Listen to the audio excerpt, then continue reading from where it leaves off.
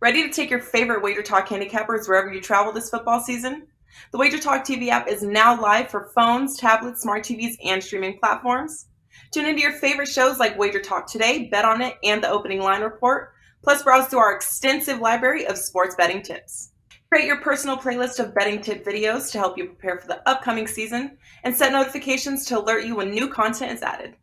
Download the app for Apple, Android, Amazon, and Roku devices by searching for WagerTalk TV, or scan the QR code on your screen to join the winning conversation today.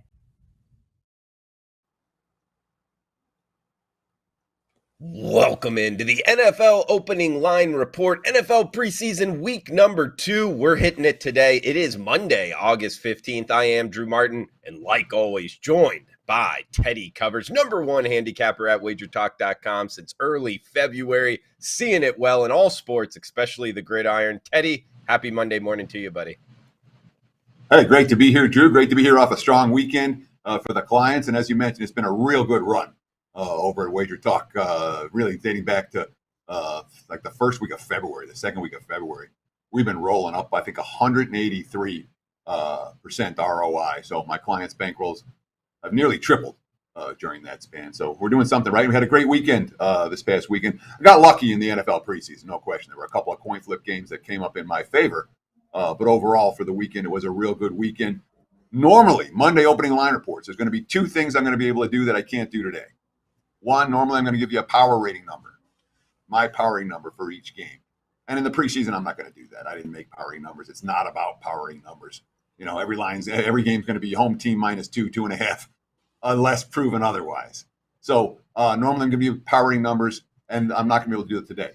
The other thing that this show is all about predicting line moves, having a sense of which games we want to bet right now, which games we're going to wait, what sides you're looking to wait on, what sides you're looking to go right away. Give ideas to bettors about how the betting marketplace is actually going to work throughout the course of the week. Make sure you're getting on the right side of the line moves, making sure you're on the right side of getting the half-point wins as opposed to the half-point losses. But when it comes to preseason football, these numbers literally just came up this morning. They didn't come up last night. Everything's fresh. Nothing's really been pounded yet, and it won't be pounded until the information comes out throughout the course of the week. So normally, I'm going to give my powering number, and I'm going to guess, all right, hey, the line's likely to move this way. For today, the folks of the show is going to be pure information. We're going to talk about what happened, what the coaches' quotes were, and in theory, where we might see the lines move this week. But in terms of a regular season opening line report, there are a couple things that will be missing from today's show. That said, I got notes on every preseason game. I watched them all this weekend, Drew. You know how I live in August. Watching NFL preseason is a part of my life, and I've been doing it for years, and that's all I did all week. So we'll talk about it right here, right now. Absolutely. We'll get you on some of the right sides of these moves, guys. It's the point of the show. NFL opening line report each and every Monday. Drew Martin and Teddy Covers breaking it down. Teddy, before we go down each and every game, what'd you take away from this past weekend, man? Opening weekend, kind of NFL preseason. I know we had the Hall of Fame game, but this is when kind of everybody kicked off. What'd you take away, and what do you think you learned for going forward and finding more winners than losers? So there's three things I want to talk about right here. First, obviously, is the overs. I mean, the overs went nuts in the first week of the preseason. Now, overs have gone 14-3 in 17 preseason games. The only way you lost this last weekend if you were playing unders, and I put out a couple of free play unders. They were no good. Most unders were no good. We saw a lot of scoring and a lot of second half scoring. And in terms of why the overs went 14-3, one, the totals were crazy low. Two, the offenses were throwing the football around a lot more in the second half than I've seen in other years in these preseason games. A lot of times the second half is let's run the football up the middle 3 times and punt and get on to next week.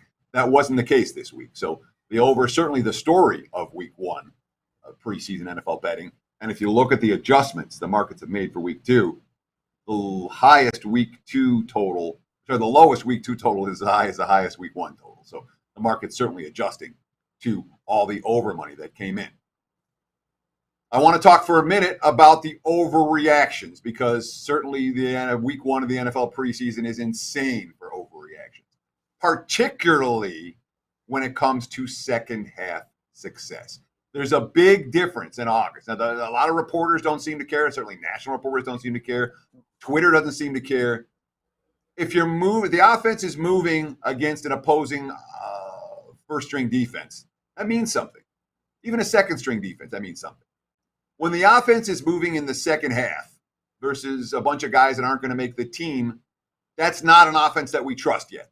Okay. And yet, oh, look how good Kenny Pickett was. He was 13 of 15 in the second half against a bunch of guys that have never seen an NFL field. Settle down. Trubisky was the best quarterback in that game. All right. And there were a bunch of examples like that. So, big difference between first half offensive and defensive success and second half offensive success. And there's no nuance whatsoever in the mainstream media about that. In terms of particular units that stood out to me, I'm going to list 3 good and 3 bad right here, right now. And these are the 6 strongest opinions I had from watching all the NFL week ones. These are opinions that were strong enough for a week 1 preseason game that you start adjusting what you think about these teams. And we'll start with this. Good. On the good side, Pat's defense was amazing. Really good. Okay. First string, second string, third string, depth. New England's defense is there. This feels like a Belichick team right now. It's like when Brady was in his first year as the starter. They won every game 16-14 and that sort of thing. New England defense is good. I will be looking to play the Patriots under their totals to open the season. That is going to be a team that wants to win games in low-scoring fashion. The Bills' defense. I'll put it this way. The Bills' second stringers outplayed the Colts' first stringers, and it wasn't close. I had a play on Colts' first half because I had Matt Ryan's going against the second stringers.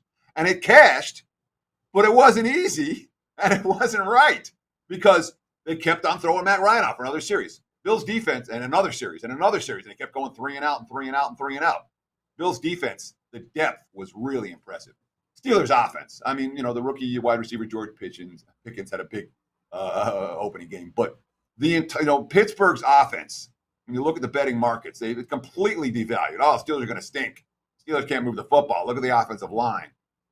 You watch Pittsburgh, and they threw the football downfield. The offensive line was fine. The running game's there. The defense is there. That was one preseason game that, I've changed my opinion about a team. We'll see if it's more of the same this week. But Pittsburgh looked real. That offense looked much better than anticipated.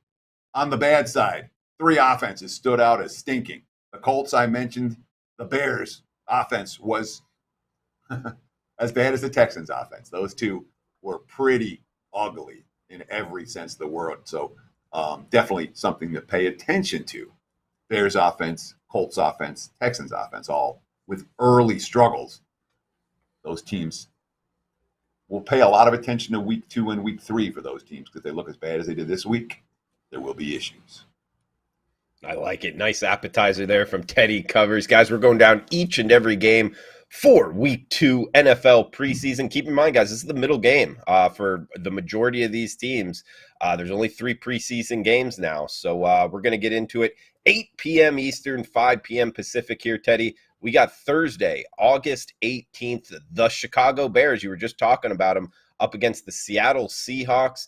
-3, -3.5 mostly now, actually. There's only one shop showing the 3, and it's heavy juice. So it's 3 in the hook here. That's the Seahawks as the heavy favorite, or as the 3.5-point favorite at home, 40.5 being the total. What are we thinking here? Bears and Seahawks, Teddy. So let me start with in terms of 3.5, 40.5. I'm counting these. I'm considering these the openers right now. All right. Mm-hmm. Just like in the regular season when the lines come out on Sunday, I'm letting them settle for an hour or 2 as different books post different numbers before I'm putting what my official openers are. These lines are like an hour or 2 old. Half the books, more than half the books, don't even have them up already. So let's call them openers. So we don't really get a sense of what this number is going to do yet. I do anticipate we will see some over money come in this week. I do anticipate that the teams that are 0-1 are going to take some money, especially at home, against teams that are 1-0. But those are the 2 broad generalizations. You expect over money this week, and the 0-1 teams will take money at home against 1-0 teams. The Bears' first string was not pretty against the Chiefs. They were down 14-0 at halftime, a very misleading final score, but they won final 19-14 behind Trevor Siemian and Nathan Peterman, who combined for about 125 yards of passing. The quarterbacks got sacked 5 times. Fields played 3 possessions. His quote, "I think we can improve at everything, coming up on the ball, executing better. Of course, there were plays that we didn't execute as well as we wanted to. Just continually getting better each and every day and keep stacking these days." Eberflus, here's his quote. "I think the guys did well. Just an overarching view of it. The guys operated well. There were no pre-snap penalties, very few penalties at all. I thought the kicking game operated really nice, and the defense played well, in the second half after getting beaten up a little bit in the first half." When it comes to Seattle, look, this Drew Lock, Geno Smith thing, it's exactly the week 1 of the preseason. I could have told you what would have happened before the game in terms of that too. Okay, Geno Smith doesn't take shots and doesn't make mistakes. There's no upside, but there's no downfield passing game with Geno Smith on the field, and that was the case. Drew Lock will take shots, and he played well. But Drew Lock will make mistakes, and he threw a couple of picks, and he fumbled the ball away late in the game in the red zone when they were driving to win. And Drew Lock, the upside is there for him, and the downside is there for him. Lock outplayed Smith in the mock game last week, and that duo obviously you're going to get the vast majority of playing time, which may give Seattle an edge in the second half of this one, at least part of the reason why we're seeing some early Seahawks. Sure. And it's almost, Teddy, something I take away from that, from doing this show with you for many years. One quarterback being an over quarterback, the other quarterback, Geno Smith, maybe being an under quarterback in the regular season. Okay. Very much so. I totally agree with that assessment. Geno Smith, again, he's not going to, there's no upside with Geno Smith. You know what you're going to get. It's going to be a lot of dink and dunk. He's going to complete a whole bunch of passes, but he's not going to chuck the ball around the field. Drew Lock's going to take shots, but he also is going to make mistakes. And it just, one's got the upside, but the downside goes right there with him. And it's a hard call to make. Drew Lock frustrated me a lot last year with the Denver Broncos. Yeah. Good start. Thursday, one game. We got a trifecta of NFLX games on Friday, starting off here 7 o'clock Eastern, 4 o'clock Pacific. Carolina Panthers, New England Patriots. Took some notes here on your Patriots kind of defense, how solid they looked here, Teddy. Interested in your take. Pick 'em as high as -2.5. Interesting right now, guys, looking at the WagerTalk odds screen.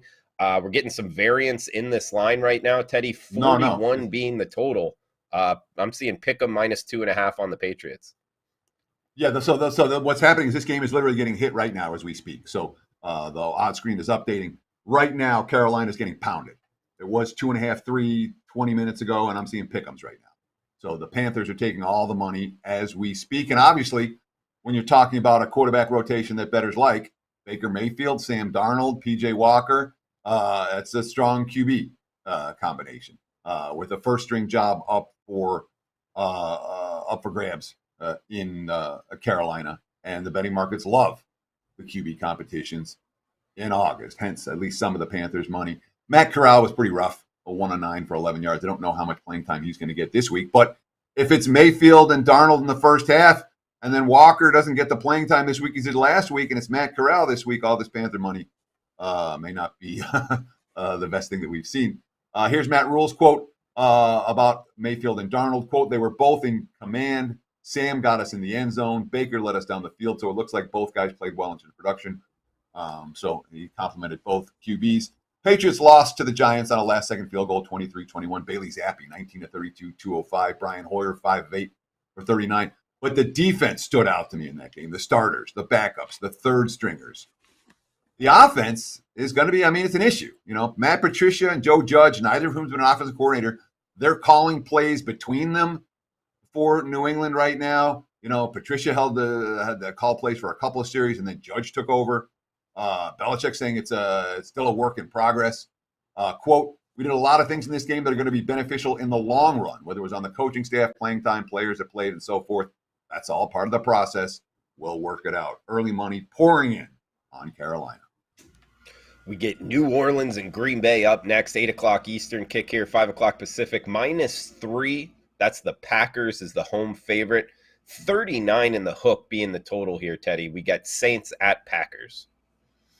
Yeah, the Saints lost to the Texans 17-13 in their opener. That's a misleading final score. The Saints were the far better team in that ballgame. They had some issues on offense. Jameis Winston was out. He hurt his foot in practice early in the week. It was Ian Book behind center, and after Andy Dalton went out, and Ian Book, 22 pass attempts, 121 yards. That's not getting it done. Sacked one time. sacked 5 times and threw an interception as well. So Book wasn't good. Houston's defensive depth in the second half was fine. But Andy Dalton looked good. I don't know yet if Winston is going to play. I can't imagine that he will. Again, the same kind of quotes. Dennis Allen. I saw a lot of things I really liked out there. There are some things we got to get cleaned up. The ball was on the ground too many times. But I was pleased with the way the first units went in there and played. Offensively, scored a touchdown. Defensively, we had 2 3-and-outs. So that was encouraging. This is one where you want to pay attention to some playing time. I like New Orleans starters. I don't know that I love them when it comes to the depth for the Saints. Certainly, it didn't look good depth-wise in the opener, and that makes sense for a team that has salary cap issues. The Packers lost to San Francisco 28-21. Jordan Love, 13-24, 176 yards. He was chucking it around, a couple of touchdowns with 3 INTs. Matt LaFleur, certainly Jordan's going to want a couple of those throws back, and certainly some of the reads, but it's never perfect for a quarterback. I thought by and large, just watching the things like how the operation was, it was a smooth operation. Jordan Love after the game, quote, "I think for everyone it could have been a better night. The ball just happened to bounce a weird way. They capitalized on those plays. Obviously, no one wants that to happen, and it sucks when it does. It's something to learn from." Worth noting, Green Bay's putting a lot of emphasis on special teams, and the special teams were better against San Francisco. Special teams in August matters. And, Packers right now, 39.5. We have seen a little bit of over money on this one. I do not expect to see Aaron Rodgers, and I do not know yet if we will see any Jameis Winston. Heading out to Southern California for the Friday nightcap, 10 p.m. Eastern, 7 o'clock Pacific. Houston Texans at the LA Rams here, Teddy. -1 in the hook at most shops. Actually, -1 out there as well. That's the Rams as the home favorite, 38 being the total. Last game on the card for Friday, Teddy. Yeah, I mean, the Texans offense did not work against New Orleans. Davis Mills, 3 of 3 for 14 yards. And then Jeff Driscoll came in, threw 3 interceptions, took a sack. It wasn't very pretty at all. Although, again, when it came to depth, Houston's depth is there. And when you have a roster that has a whole bunch of open spots, you tend to get the better players, the better undrafted free agents, the guys that think they can get somewhere.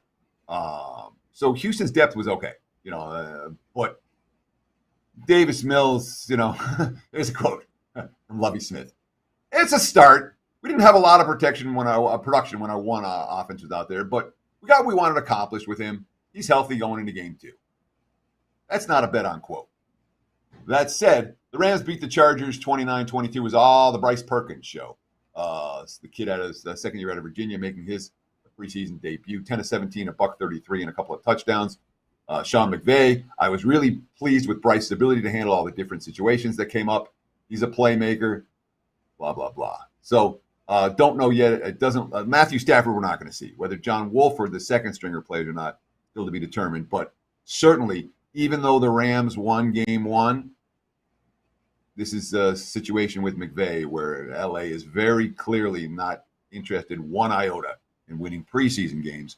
Hence, the market respect for Houston at the open here. Again, with the Texans, I'm even seeing pick'ems now, so there has been a little bit of early Houston money. Betting, it's not Houston money, it's anti-LA money. The Rams don't care.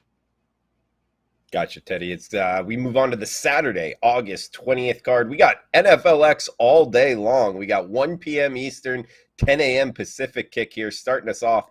Detroit at Indianapolis. We're seeing the Lions -1.5, ticking up to -2 at some shops here, Teddy. 40.5, 41 being the total. So we're seeing some Lions money early and a little bit of over money here. Lions at the Colts, Teddy.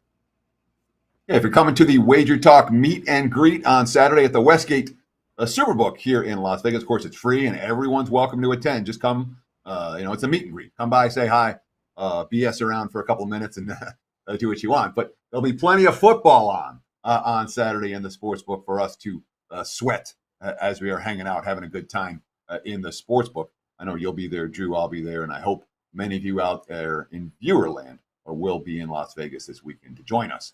When it comes to the Lions and the Colts, this is early start on Saturday. The first bets have come for Detroit, open 1.5. Now I'm seeing 2.5 for the Lions, -40.5. Detroit played like they wanted to win in their opener. But they ran into an Atlanta team that wanted to win as well. Jared Goff had a nice opening drive. Tim Boyle was good. David Blow was good, although his fumble cost him the game after a defense forced a 3-and-out late. They were Boyle and Blau were okay. But the first string offense was really good. The offensive line dominated. Dan Campbell, quote, "We certainly wish we could finish that off to get the win, but we did get a good look at our guys. I was pleased with the way our offense started the game. Lions were -2 in turnovers and still in position to win at the end. But that's now 9 straight preseason losses for Detroit. The last time the Lions won a preseason game, 2018 against the Tampa Bay Buccaneers. So right now, the Lions being asked to win this time around. But, I mean, again, when you talk about red flags, and it's early, some teams, you look at the offense, you say, all right, well, this is not going to be any good. With the Colts, we'll give them a little bit of the benefit of the doubt because it's Matt Reds. It's, the new quarterback coming into an established system. Might take a little while. Maybe the top receivers didn't play.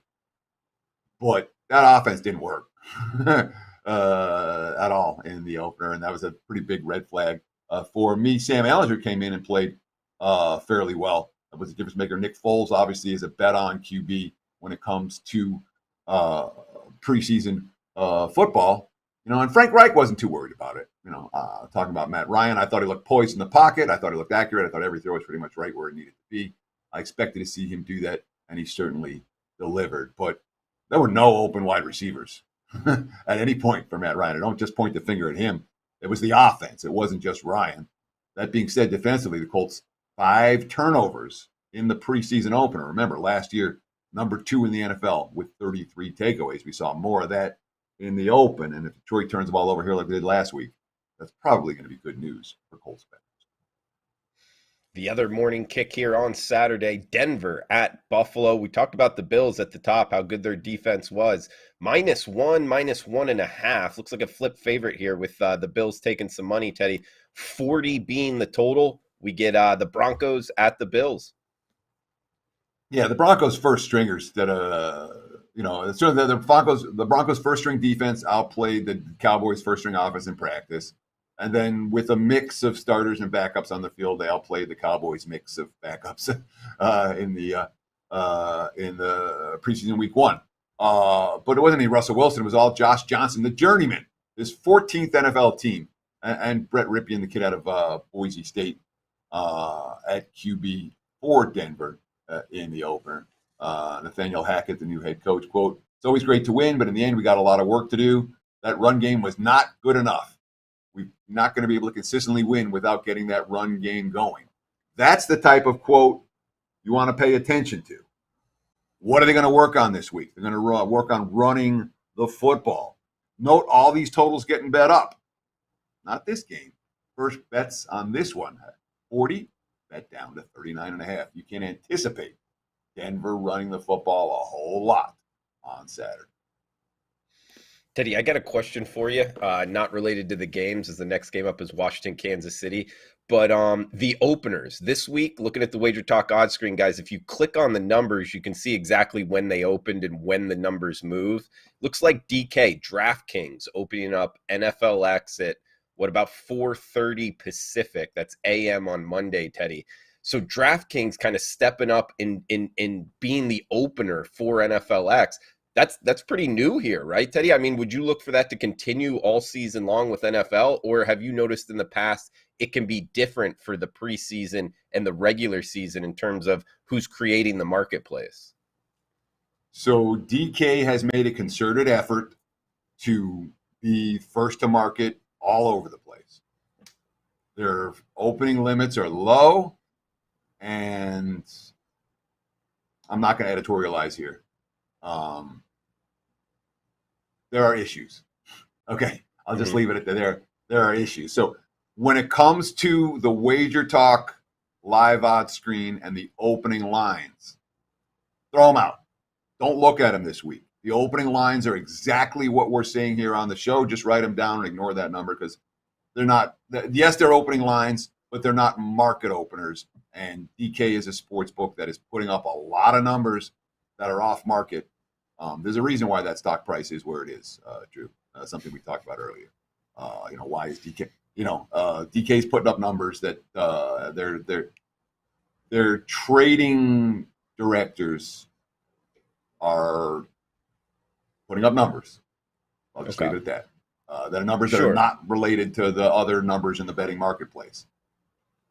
It's almost like marketing. I mean, we've seen offshore books, BOL being one, kind of build a book off of doing that, being the first to market. And then people like you and me out there talk about it. People want to open up an account. And then sure enough, it is good marketing, Teddy. So I can see why they're doing it. It's just, can they make it can they make it work? Will be interesting to see. As we got 4 o'clock Eastern, 1 o'clock Pacific up next here, Teddy.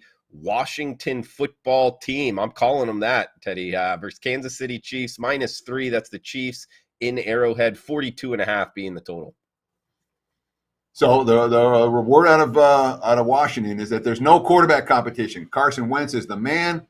And of course, he did go 10 of 13 for 74 yards in the opener. And Sam Howell wowed everyone. But again, Howell did it in the second half against backups. Wentz did it in the first half. And that's a huge dichotomy. A huge difference in August that the mainstream doesn't seem to pay any attention to, which I don't understand why. But he played okay. Wentz, interesting quote. It was good to get out here and not be booed and have some fun. It wasn't perfect, but it was good to kind of get our feet wet a bit offensively. But Howell was the story of that game. Howell, again, looked real good in the second half. Kansas City's first stringers dominated. It was 14-0 at the half versus the Bears, and they lost the game in the second half. Mahomes, we did what we were supposed to do. We went out there, we were able to spread the football around, get a lot of different guys involved, found a way to get in the end zone. Interesting note, was asked about Tyreek Hill, being gone from Kansas City. Quote, I think it's going to come from everywhere this year. It's going to be hard for teams to game plan against. I think the guys have kind of embraced that. Talked a little bit about Dustin Crum. He had a pretty crummy time. The pride of Kent State in the second half. Shane Buechele looked pretty good for the Chiefs as well. I would imagine those two guys getting the majority of playing time again this week. Dustin Crum making an NFL roster possibly here from remember him in Maction, if anybody bet Maction midweek. Yeah. Good to see him giving it a go in the NFL. We get Las Vegas, the Raiders versus the Miami Dolphins, 7 o'clock Eastern, 4 o'clock Pacific kick here, Teddy. -2 now. It's been popped up at a couple shops from -1 in the hook. That's the Raiders as the road favorite. 41 the total in Miami Gardens. Yeah, so I was lucky with Miami. I'll put it that way. They had two. They had a defensive score and another score that was set up by the defense, and then we won the game because the Bucs doinked the field goal, a 49-yard field goal off the upright at the end, and that was lucky. It was not a right side. That said, Skylar Thompson played the whole game. When you have one quarterback playing the whole game, you can get in some rhythm, and that's exactly what happened. I finished 20 of 28, 218 yards with a TD. I don't know if we're going to see Tua and Teddy this week. I have to think we might. It might be Bridgewater and Tagovailoa, which, if that is the case, I would anticipate we would see some Miami money. But the Raiders are now 2-0 in the preseason. There is some clear betting market support for Las Vegas. They took a bunch of money in the opener. They took a bunch of money again yesterday. And the sportsbook directors are like, the Raiders are a hot team. We better price them this way. Hence, LA being the favorite in this one. I'm not sure this one holds. We'll see what the playing time goes for the two teams. But I would not be surprised at all if Miami takes some money if there's one. But you don't want to be thinking about what the line move might be for the NFL preseason. You can get yourself in a lot of trouble that way because you don't want to extend up on the wrong side. But I think my nose is sniffing that we could see some Miami money. I like it, Teddy. As we head about 5 hours north on 95 to Jacksonville, Florida for the Pittsburgh Jacksonville game here. We're seeing the Jags anywhere from pick 'em to -2.5, Teddy. So another game that's getting hit as we're speaking here. 41.5 or 42 being the total. Pittsburgh at Jacksonville. Yeah, Steelers are taking all the money. And again, if you watch, there was no team that looked better in their preseason opener than the Pittsburgh Steelers. Starters, backups, third stringers, the Steelers looked really good. They moved the ball. They were hitting hard. The offense worked. And whether it was Trubisky, Rudolph, or Pickett and a team with the QB competition, it's not really QB competition. Trubisky's going to start week 1. But it's certainly a positive sign for Pittsburgh. Mike Tomlin, quote, they moved their unit. They did the informal things associated with position from a leadership and communication standpoint, was a good first time out for all there. All right, so the Jags, now we've seen it twice, where Jacksonville's backups, third stringers, fourth stringers have not looked good in any sense of the word. The first stringers, the Jags' first stringers outplayed the Browns first. Trevor Lawrence came in and looked real good. Lawrence, quote, overall, I thought we played pretty well those first three series. Of course, they didn't face Myles Garrett or Davion Clowney, the Browns pass rush, but they scored all three drives. Beathard came in. He was all right. I do not want my money on Jake Luton. We've seen him back-to-back weeks look pretty rough. 21 pass attempts, 92 yards. I understand why Pittsburgh's taking money. Makes sense, Teddy. As we got Tampa Bay at Tennessee up next, 7 o'clock Eastern, 4 o'clock Pacific kick. This is 419, 420, the rotation numbers. We're seeing the Titans -2 in the hook pretty much across the board, 41.5 being the total, Teddy. One last note on Pittsburgh-Jacksonville that I was just thinking of is that Jacksonville is an 0-2 team at home for their third game with a first-year head coach. That tends to be a strong bet-on situation long-term. Although Tomlin's been pretty good in the preseason in recent years as well. But the fact that it's an 0-2 team at home for week 3, that may tap the brakes on how high, on how much money Pittsburgh's going to take. Again, that line already being bet down to pick them. When it comes to the Bucs and the Titans, Tennessee. So I did, I was lucky this weekend and I did a lot of things right this weekend, but the one that I was really dumb on, and it was just dumb. I tried to step in front of Baltimore. Because I didn't think the Ravens were interested, and they weren't.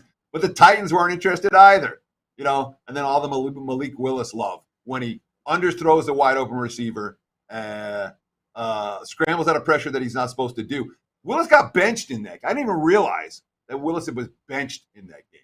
They replaced Willis with Logan Woodside in the middle of their first offensive drive of the second half, immediately after he gained 17 yards on a scramble. Mike Vrabel. I wanted Malik to throw the ball, and he wasn't. So, he had the great touchdown scramble, which was an impressive play, but it's not what you want your QB to do, and it's not what you want him to do in August. And he's still scrambling around there after halftime, and Vrabel said, sit down, and put Logan Woodside in, and Woodside stunk up the joint. Threw a couple of picks. Malik Willis, here's a quote from Vrabel about Willis. He needs to try to throw the ball when guys are open, be more decisive. Wanted to get him out there and want to see how he responded. He did okay. Don't know if we're going to see Tannehill. I don't think that we will for this one. For Tampa was Trask and Gabbert. The only player who was listed as a starter on the depth chart was one of the offensive linemen who's competing for the starting job. And Trask is a clear third stringer. No Brady again this week. So it'll be Gabbert and Trask, and I don't want my money on Kyle Trask in the second half of these games. Teddy, feel free to blow off the question, but I feel like I got to ask it with Tampa Bay. What do you think of this Tom Brady situation? It's kind of a unique one. Yeah, I'm assuming that it's a complete non-factor. Okay. Big stories in August aren't big stories in September. You need something to write about every day. Tom Brady's as big a star as they have, and it's a weird thing. That the rumors he went on some vacation with his family that they had planned already. So that's Tom. When you're Tom Brady, you get to do stuff like that. Yeah. I don't think it's an issue. Okay. We got San Francisco, Minnesota up next, guys, as we got the 7 o'clock Eastern, 4 o'clock Pacific kick here. Vikings -3 in the hook at home, 40.5 or 41, depending where we're shopping as the total, Teddy. Yeah, and I got no info on who Minnesota's playing. If it's Mannion Mond again, that's not necessarily a duo that you want. The Vikings were very vanilla, very pedestrian yesterday against the Raiders. There was no, I want to lay 3.5 points with this team at all. Trey Lance came in and had some good numbers.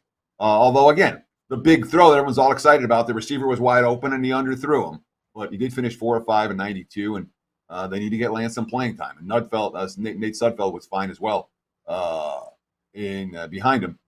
Brock Purdy, the pride of Iowa State, the rookie, 3 of 6, 36 yards. He did throw the game-winning touchdown for San Fran. But Purdy, in general, not necessarily QB that I would want my money on this time of the year. We'll have to see how much playing time he's going to get here. The markets seem to think that Minnesota is going to be more interested this week than last week, hence the 3.5. I haven't gotten that information yet. So I can't tell you which way this number is going to move. Teddy, we got the final game here for Saturday, the nightcap for NFLX, and Teddy talked about it earlier, guys, at the Westgate this upcoming Saturday. We'll have the UFC, I believe, showing, and Dallas and LA Chargers here. We get the Chargers minus 2.5, Teddy. This one being hit as well, up from Pick'em, 37 or 38 being the total. Yeah, I'm seeing some under money. There hasn't been a whole lot of under money. Under money's coming on this game, and again, these lines are just getting hit as we speak. So it's kind of exciting to see all, Dallas opens, pick -1, and now I'm seeing the Chargers 2.5 and 3. So here's the stat line for Dallas at the start of the fourth quarter. Rushing yards, 106. Passing yards, 118. Penalty yards, 119. Oops. Mike McCarthy didn't have him disciplined and ready. What a shocker. Ben DiNucci and Cooper Rush were okay. There wasn't a lot of starters on the field for Dallas. McCarthy after the game, quote, "The penalties were clearly way too much. We'll look at those as far as the ones were combative versus disciplined. That's clearly the biggest negative. But I'm actually excited to watch the tape. I want to see these young linemen, our run blocking unit. I thought they stepped up and did some good things. McCarthy's not been a quarterback coach who's taking the preseason where he's interested, worried about winning. And I'm not getting any sense that they're worried about winning this game. And I would not, I don't know yet what the QB plans are, but it certainly doesn't look like the markets expect a whole lot of Dak Prescott this week either. The Chargers lost to the Rams. They had the ball late in the fourth quarter. We're driving to tie the game, but Easton Stick's pass was actually pulled out of the receiver's arms. Bandy had the ball, and his name, Danny Isom for LA just ripped it out of his hands and kind of won the game. But the duo of Chase Daniel and Easton Stick were pretty good for the Chargers, as they've been in recent years. Both guys played a half. Justin Herbert didn't play. Brandon Staley about his quarterbacks, quote, "I think both played well. They moved the team, took care of the football, made good decisions. That's the way they've been throughout camp." So the Chargers have some bet on in terms of the quarterback rotation, but this is not a coach who cares one iota about winning this ball game. And, we're seeing the Chargers getting bet up to a range in which you might want them if you're going to back them. He's Teddy Covers. I'm Drew Martin. This is the NFL Opening Line Report, Week 2 of the NFL preseason. We got 3 games left for Sunday, August 21st. Huge shout out to the chat box. Mike Campbell in the house, Have Cash, Yoshi Carp, James Hines. We get NBA talk with Jay Money. What's up, Jay? Excited to see you this weekend, man. He's saying Lutton was waived today, Teddy. I believe Jake Lutton there. He's talking about Star Child. Yeah, this morning, according to Jay Money. Yeah, he deserved to be waived. That way I'll never lose money back in that stupid quarterback again. Or at least not maybe for this year.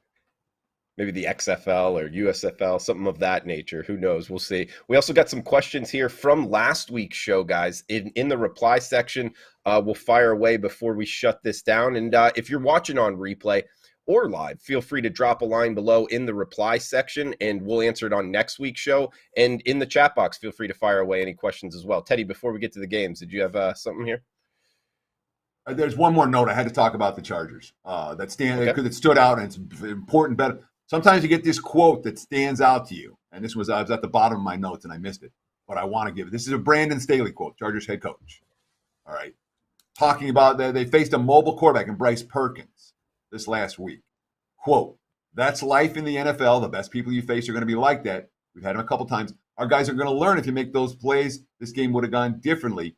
Facing a mobile quarterback like Perkins is going to be a valuable teaching tool going to the regular season." So they're actually wanting to play mobile QBs. They're wanting to make some mistakes on defense. This is not a team that, I don't mean wanting to make mistakes, but they want the challenge of facing a unique type of QB. You see that a lot in the second half of some of these ball games. Certainly the 2 QBs that the Chargers are bringing to the table in terms of Stick and Daniel are both guys at time. Well, Daniel, at times it may play. So that's worth noting. I thought that was worth noting. Sure. We got one early kick Sunday, August 21st here. 1 o'clock Eastern, 10 a.m. Pacific, Philadelphia Eagles versus the Cleveland Browns, 41 being the total. We're seeing the Eagles minus 3-point favorites on the road, Teddy.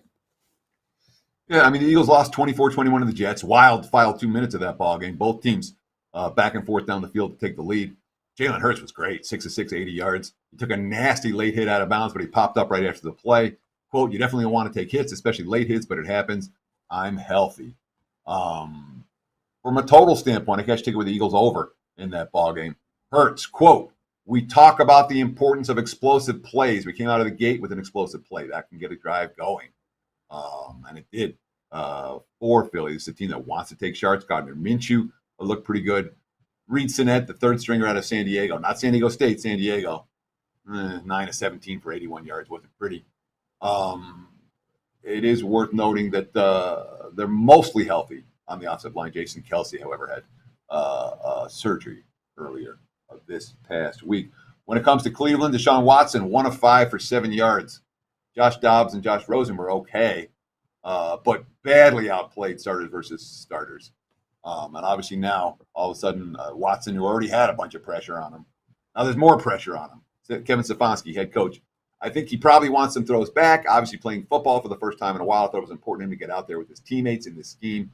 I'm sure he had the butterflies and the jitters early, but I think he understands what he's working through. Stefanski's winning preseason games, all right, big time. But definitely worth noting, all right, this team lost their starting center, Nick Harris. Sorry, they lost J.C. Tretter, and then in the offseason, and then his replacement, Nick Harris, went down on the second play with a right knee injury. That could be a major concern for Cleveland moving forward. But when it comes to QB depth, the Browns are there. When it comes to QB experience, again, Cleveland does not have anyone on the roster that played a snap for them last year at the quarterback position, even though they did rally from behind in game one. Teddy, the middle game on Sunday, we get the Cincinnati Bengals and the New York Football Giants. Giants, heavy favorites for the preseason. Keep that in mind, guys. As high as -5 in the hook at home, 40 being the total here, Teddy. Yeah, the Bengals lost 36-23 to Arizona. Neither team carried in that ballgame. Brandon Allen went 3 for 3 for 29, the backup for Burrow, but oops, he left with a concussion early in the ballgame. I do not expect him to play this week. We're not going to see Joe Burrow this week, which gives you the Jake Browning / Drew Plitt duo. Drew Plitt, the pride of Ball State. Burrow, after that, he was running sprints in pregame warm-up. That is a good sign. But, I mean, it's the rookies and backups for Cincinnati this August. 11 penalties, 104 yards. They only ran for 62 yards the whole game. The offensive lineman, Jackson Carman, who's competing to start at left guard. Quote, we have a lot to learn from that first experience.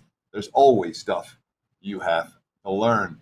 The Giants showed a will to win. They came down and beat New England 23-21 on a last second field goal. Danny Dimes looked okay. Tyrod Taylor. The markets were in love with Tyrod Taylor. And I was like, he did what he does. 21 pass attempts, 129 yards. It's all checkdowns. It's all dink and dunk, and even his checkdowns weren't that good. Worth noting Brian DeBall, quote, Dable, I should say. I thought Daniel Jones, operated the offense well. He led them down in the first drive. We stalled there in the red zone. Good first start, but certainly things to clean up. There's going to be good. There's going to be bad. We got to go back and watch film and learn from it, but that's what preseason's for. Sharpen up the tools, sharpen up the game. The Giants certainly, from a QB rotation and from an urgency standpoint, there's a lot more of that for the Giants than there is for the Bengals, but that's very much reflected in this, one of the highest point spreads on the board. Last game for the Sunday card, 8 o'clock Eastern, 5 o'clock Pacific, 429-430, the rotation number, Baltimore Ravens, Arizona Cardinals. Heaviest favorite on the board, Teddy, at least from what I'm seeing here, -7, as high as -7.5. That's the Baltimore Ravens road favorite, 41.5 being the total. Guessing it's this Ravens trend. They win in the preseason, Teddy. What are you liking in the nightcap in the desert? I mean, it's 21-0 now, all-time winningest, longest winning streak for NFL preseason after knocking off Tennessee. And I'm telling you, Baltimore didn't even care that game. All right. The problem was Tennessee cared even less. And the Ravens' backups, the Ravens' third. I mean, Tyler Huntley was great. Anthony Brown in his debut chucked the football around, looked good. I mean, literally, they didn't care one bit about the game. They're still worried about injured players from last year and by this year, and they still won the game by 2 touchdowns. John Harbaugh, Tyler Huntley played great. His numbers were off the charts. He really ran the offense well. The timing was really good in the passing game. I thought the O-line looked pretty good. So for all the Ravens don't care, and I'm telling you, the urgency is not there for Baltimore the way it was sometime in previous preseasons. It's not. The mentality is different. But the books have been absolutely hammered by Ravens money. That was the worst game of the weekend for the books. So we're seeing sevens. And, of course, Arizona doesn't care, like Tennessee. All right, it's Chase McSorley and Jared Guarantano. They played a clean game. They won. They scored 36 points. I still don't know how they did it. Cliff Kingsbury, anytime you play a clean game with substitutions, penalties, no turnovers, I thought that's what we wanted out of it. All right, that's what Kingsbury is looking for. A clean game with substitutions, penalties, and turnovers. No turnovers. Not about wins for Arizona. The markets are telling us that right here. Good stuff, Teddy. It's Sunday card in the books. Are we talking Monday's game now, or we wait until next week? I got real quick. All right, we'll tee it up for you. We get the Atlanta Falcons, New York Jets here, 43.5 being the total. We're seeing the Dirty Birds bought up from -1 to -3 right now, Teddy. Yeah, money pouring in on the Dirty Birds. The threes are going to be gone. There'll be 3.5 in 5 minutes. So if you want Atlanta, bet it right now. And obviously Marcus Mariota, Desmond Ridder at QB for Atlanta. But look, this team was 1-14 straight up in the preseason coming into the year. And Arthur Smith, the quotes were, "I've changed my stripes. I'm playing to win in August." What happened? They won. And 4th and 9 from the 21 with $1:37 left. What's a coach going to do in that situation? He's going to kick the field goal, tie the game. Arthur Smith, I don't want to tie. Go for it on 4th down. Quote, "There's no way we were going to kick. No one wants a tie. We're going to try to make a play and try to win." I don't think Joe Gibbs and Tony Dungy went in the Hall of Fame for their preseason records. Of course, two guys who didn't have good preseason records. But there's a sense of urgency for Atlanta right now to win in August. And the Jets just lost Zach Wilson in an August game. One would anticipate that, Zach Wilson injury, that it affected the Jets in the opener. They will be cautious this week with their quarterbacks. I can understand the money coming for Atlanta. It's coming quickly. If you like the Falcons, bet them right now. This would be an emergency betting alert. Is it? Are we teeing it up right now? I mean, so I couldn't give emergency betting alerts because they're actually happening. I mean, with an emergency betting alert, I'd be like, bet this now because you have a half an hour. The emergency betting alerts are right now, or bet this now, you have 10 seconds. Okay. But if you can find a 3 with Atlanta, bet it right now. They will not be there in 15 minutes, in my opinion. All right. It's like a warm-up for an emergency betting alert, guys, which will be happening during the regular season, 10 a.m. Pacific time, right here on the WagerTalk YouTube channel. I'm Drew Martin. He's Teddy Covers. This is the NFL Opening Line Report. Answering any questions here before we shut it down. Huge shout-out to everybody that chimed in last week's show, the first show of the year. A bunch of comments here, just to name a couple guys: Robert, Brian, Nicholas, Anthony Turbelli in the house, Gene, Robert Rainey, Will, all of you guys. Thanks for chiming in, the nice words you had to say. Some questions as well, Teddy. We got a couple here. Gene asking, with ties in play in the preseason, no points are lost when teasing through 0. Talking about what you were just saying right there. Maybe not, though, with other coaches not wanting to tie. Do you think there's any advantage to using teasers through the number of 0? So, one of the things we always hate to talk about when you're teasing a game across 0 in the regular season, you never want to do it because games don't end in tie. In the preseason, you can certainly get away with it more. Teasing a -2.5 up to +3.5. And anytime you're getting the key numbers are 1s, 1.5, 2s, 2.5. So if you can capture the majority of those numbers with a teaser, I'm sure mathematically it makes a ton of sense. And with low totals, every point is worth more. So teasers in August, it's not something that I played, but I do know others that play them, and they've had quite a bit of success, and the teasers did just fine this last weekend. So, again, not what I do, but I wouldn't talk anyone out of doing it the way that they want to do it. It certainly makes a whole lot of sense. Mathematically. Okay. We got Darvius Scott asking a question for next episode here in the reply section from last week's show. Where does Teddy find his quotes on reputable news sources? I've been having the hardest time trying to find local news beat writers, Great info, some examples of bet on and bet against quotes. So a question, where are you finding them, Teddy? And I'll add on a question. Sometimes, like, I'm talking from South Florida right now, the Sun Sentinel, a great newspaper here, but you got to go pay the $4.99 a month. Do you do that? Because that gets kind of annoying after a while. It gets really annoying, and you use it most in August. That said, I do have a handful of subscriptions that I do pay for. But even if you don't, all right, what happens is the Sun Sentinel will print the article, and then someone else will take the Sun Sentinel article and make a few changes, and it'll be their article. And then it'll link back to this. According to the Sun Sentinel, and they'll make an article out of the quotes out of the Sun Sentinel. So you can find it elsewhere. But this is what I'm going to say. When it comes to finding beat writers, there are multiple sites out there that list all the different sources for beat writers. Okay. You can go on Twitter. If you go on Twitter and hashtag the team name and start scrolling down, you'll find the beat writers, the guys with the blue checks. Google News is a powerful tool. I use Google News every week in the preseason. That may be the best one of the bunch. And I'm typing in the one coach's name, like the Eagles coach, like the Sirianni Browns week 2. For example, or Kingsbury Ravens week 2, and boom, articles pop up. You just start clicking, and if you start clicking, you start reading, and you start finding quotes. So it's doable. It's time consuming. That's why a lot of bettors don't do it. You have to dig, but when you dig, you can find quotes. And one of the things that I do every Saturday and Sunday and throughout the course of the season, I got to dig, man. That's what I do. So. And then I'm writing the quotes down or cut and pasting them, and then I'm having some of them at least. I know sometimes I can get too heavy with the quotes on the opening line report, but some of them I keep up here, and some of them I try to share with you guys. Sure. And to add on to the question, good question, Scott. One thing I like to do, Teddy, more so in college. Actually, interested if you do this in the NFL as well. In college football, all the head coaches have a coaches show. It's usually at like a local restaurant in that college town. I like to go actually listen to that. And it's pretty easy to listen to the coaches show, and they talk about different things in practice. Some of the coaches more than others. Do you do that in the NFL at all, Teddy? Never. And I'll tell you why. Okay. That to me is a time issue.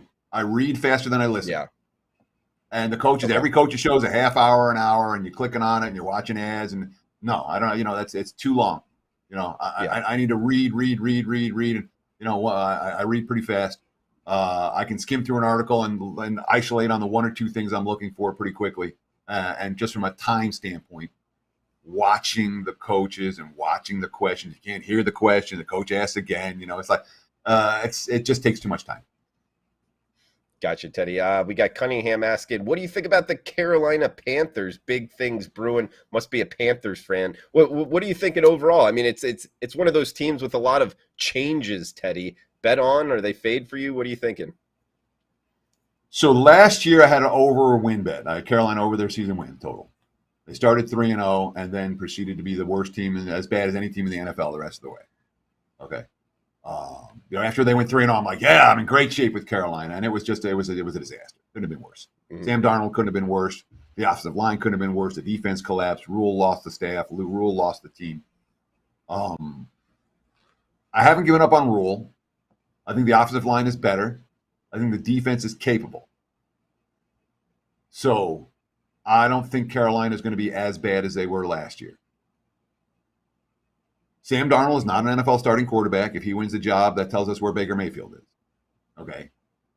When you don't have a quarterback, it's hard to win. And I gave Sam Darnold the benefit of the doubt 6 different ways last year. All right, hey, they wanted him. He's a first-round draft. And he stunk. There's no sugarcoating it. He stunk. He was given opportunities, and he failed. And he was given more opportunities, and he failed. And it wasn't like he was real good in the preseason yesterday either. So Carolina, what are they lined as a bottom feeder, and they might be a good point spread team. I'm not convinced. I don't think they're a playoff team. I don't think they're close. Upside for Carolina, so 8-9, 9-8. Okay. Thanks for the questions, guys, particularly the guys asking in the reply section below. We'll answer them again next week. And huge shout out to the chat box. Like always, watching live. Please smash that like button if you're liking the content. Teddy, Any final thoughts here before we shut it down? No, listen, we're out of time. We appreciate all of the support for this show. This year, this show is going to blow up. It's going to blow up in a real way. So tell your friends, tell your family, and by whatever. I'm not going to zip any predictions. Thank you for taking time in your day. We appreciate your support, and of course, download the WagerTalk TV app, brand new and free at all major whatever, everywhere. Download the app.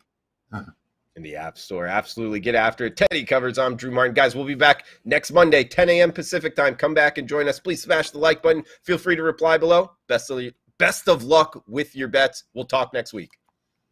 Each and every Monday is $9 Monday at both WagerTalk.com and SportsMemo.com, when all daily picks packages are priced at only $9, including 5% best bets, normally priced at $35. As an added bonus, any picks packages loaded early for Overnight Tuesday or action during the week will also be priced at $9 until midnight on Monday. So make sure to take advantage of getting these $25 and $35 picks for only $9 before the clock strikes 12 and they return to regular price.